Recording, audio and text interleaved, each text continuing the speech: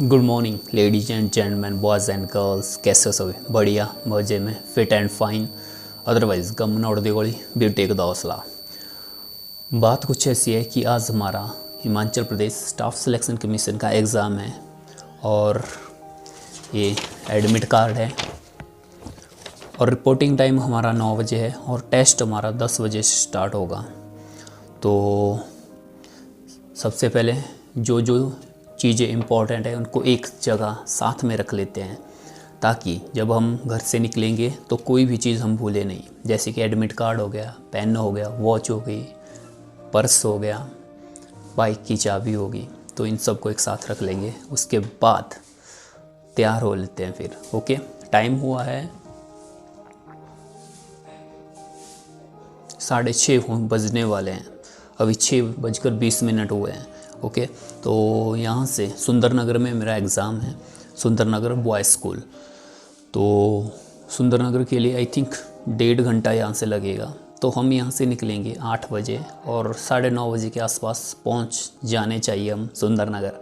Okay, तो चलिए तैयार होते हैं।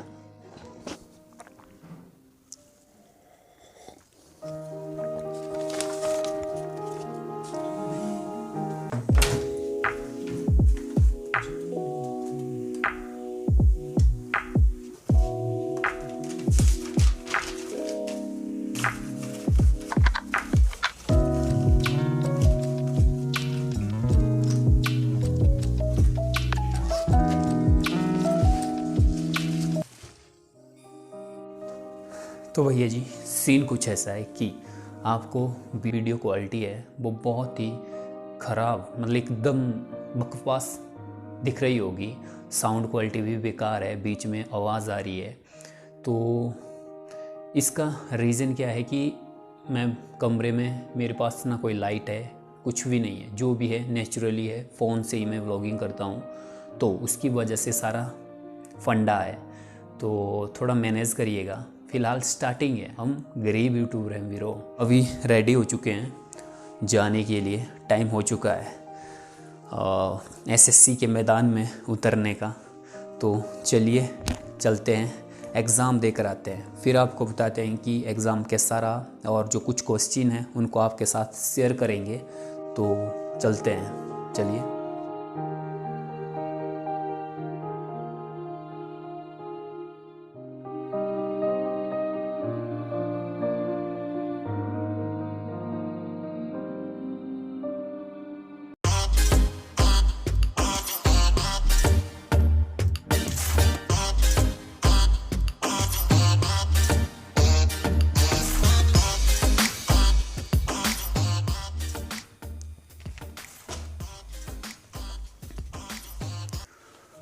हाँ तो भाई लोग, हम एग्ज़ाम देकर आ गए।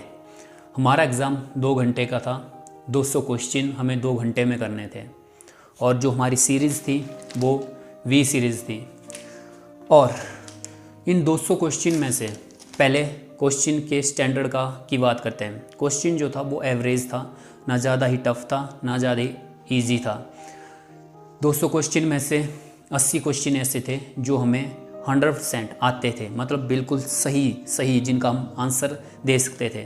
और 60 क्वेश्चन के आसपास ऐसे क्वेश्चन थे जिन पर हम 50-50 थे, मतलब कन्फ्यूज़न उन 2 ऑप्शन में रहता था। मतलब 2 ऑप्शन हम एलिमिनेट कर देते थे, 2 में हम कन्फ्यूज़ रहते थे। मतलब 50-50 वाले लगभग 60 के आसपास क्वेश्चन थे और 60 क्वेश्चन ऐसे थे जिनसे हमारा लेना देना ही कुछ नहीं था, मतलब जिनके बारे में हमने पढ़ा ही नहीं है।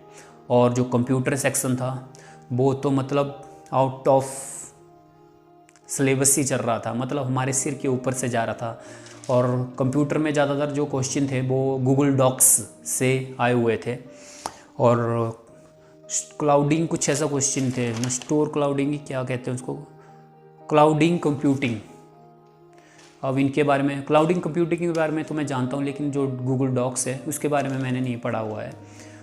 और कुछ क्वेश्चन ऐसे थे जो मैं आप लोगों के साथ शेयर करना चाहूँगा,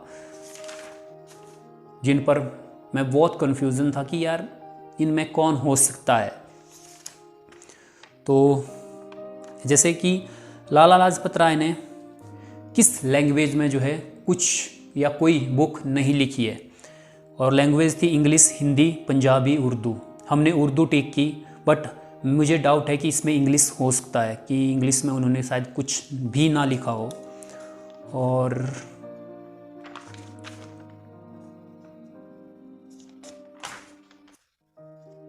नेक्स्ट जो क्वेश्चन था वो था who is known for work in the field of removal of bonded labour, मतलब बंधुआ मजदूरी को हटाने के लिए कौन सी शख्सियत या कौन सा पर्सन जो है वो फेमस है। ऑप्शन ए है आपके सामने आपकी स्क्रीन पर, Medha Patkar. Option B Swami Agnivesh. Option C Mamata Banerjee. Option D Swami Chinmayanand. तो इसमें जो मेधा पाटकर है वो हमारे एनवायरनमेंट से रिलेटेड है, जो नर्मदा डिस्प्यूट था, नर्मदा से रिलेटेड जो आंदोलन चलाया गया था उससे रिलेटेड है। और ममता बनर्जी तो आप जानते ही हैं, वेस्ट बंगाल की जो पॉलिटिकल है, वहाँ की जो राजनीति है, वहाँ की एक बहुत बड़ी हस्ती है। और रहे दो पर्सन, स्वामी अग्निवेश एंड स्वामी चिन्मयानंद, इनमें हम फंस गए थे। हमने टिक किया था स्वामी चिन्मयानंद को, बट इसका आंसर स्वामी अग्निवेश भी हो सकता है। अग्निवेश, सॉरी अग्निवेश है यार, अग्निवेश बोला, अग्निवेश। न को र की तरह ग के नीचे लगाया गया है, तब हम अग्निवेश पढ़ रहे थे, ठीक है। और आगे वाला क्वेश्चन, जो स्कर्वी डिजीज़ है ना वो हमारे किस पार्ट को इफ़ेक्ट करती है। ऑप्शन आपकी स्क्रीन पर है, हेयर, स्किन, लीवर या आइज़। मैंने स्किन को टिक किया है और मुझे लगता है स्किन ही इसका राइट आंसर होगा, बट हम थोड़ा आइज़ को लेकर, आंखों को लेकर भी कंफ्यूज में थे। और एक एचपी से था कि वो कौन सा विदेशी यात्री था जिसने, जो हमारी कुल्लू डिस्ट्रिक्ट है, तो कुल्लू रियासत में या कुल्लू की जो डायनेस्टी है उसके बारे में डिस्कस किया हुआ है या जिसके बारे में विस्तार से लिखा हुआ है। तो ऑप्शन थी Hiuen Tsang, option B Fahien, option C A और बी दोनों, ऑप्शन डी अल-बुरूनी। तो अल-बुरूनी तो हम पहले ही एलिमिनेट कर दिया कि अल-बुरूनी तो नहीं होगा। हवेनसांग के बारे में हमने पढ़ा है कि कुल्लू गया हुआ था, इसने कुल्लू में जो है कुछ टाइम स्पेंड किया है। फाहियान पर हम थोड़ा कंफ्यूज थे कि क्या फाहियान भी कुल्लू आया था या फाहियान ने भी कुल्लू की जो डायनेस्टी है उसके बारे में कुछ लिखा था। तो यहाँ पर कन्फ्यूज़न था, बट हमने टिक किया है हवेनसांग, जो हम श्योर थे भी हवेनसांग तो आया था, इसलिए मैंने हवेनसांग को टिक किया हुआ है। और अब यही थे जिनमें हमें ज़्यादा कंफ्यूज था, जिन पर हम ज़्यादा कंफ्यूज थे।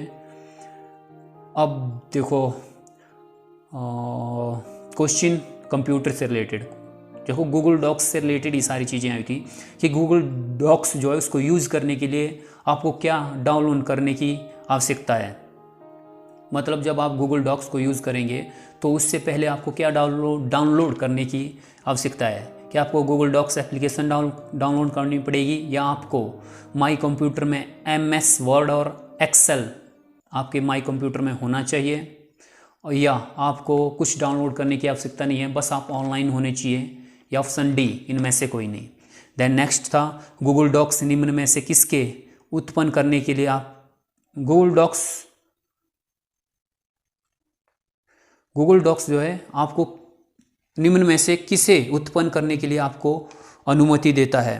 Google Docs allows you to create which of the following. Option है आपके सामने, option A document, option B spreadsheet, option C presentation, या ऑप्शन डी ए सभी। गूगल डॉक्स के नाम को आप किस प्रकार चेंज कर सकते हो। और नेक्स्ट क्वेश्चन जो था क्या था, गूगल डॉक को आप किस प्रकार शेयर कर सकते हो। मतलब गूगल डॉक्स से रिलेटेड ही सारे जो कंप्यूटर के क्वेश्चन थे और ये हमें आते नहीं थे।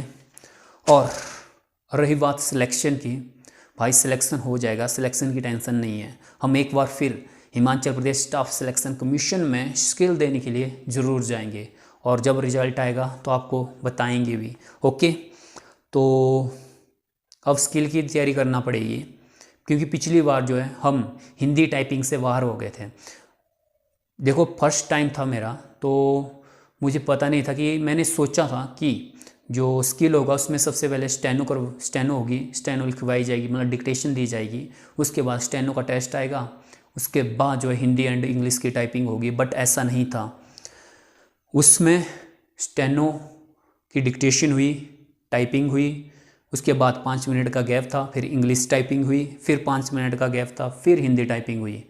और जैसे हिंदी टाइपिंग हुई हम धराशाही हो गए वहाँ पर। हिंदी और इंग्लिश बोथ दोनों को साथ लेकर चलेंगे और देखते हैं अब क्या होता है। अब स्किल की भी तैयारी करनी है। तो इस ब्लॉग में बस इतना ही गाइस, मिलते हैं नेक्स्ट ब्लॉग में, तब तक के लिए बाय बाय, सब खैर, खुदा हाफिज़।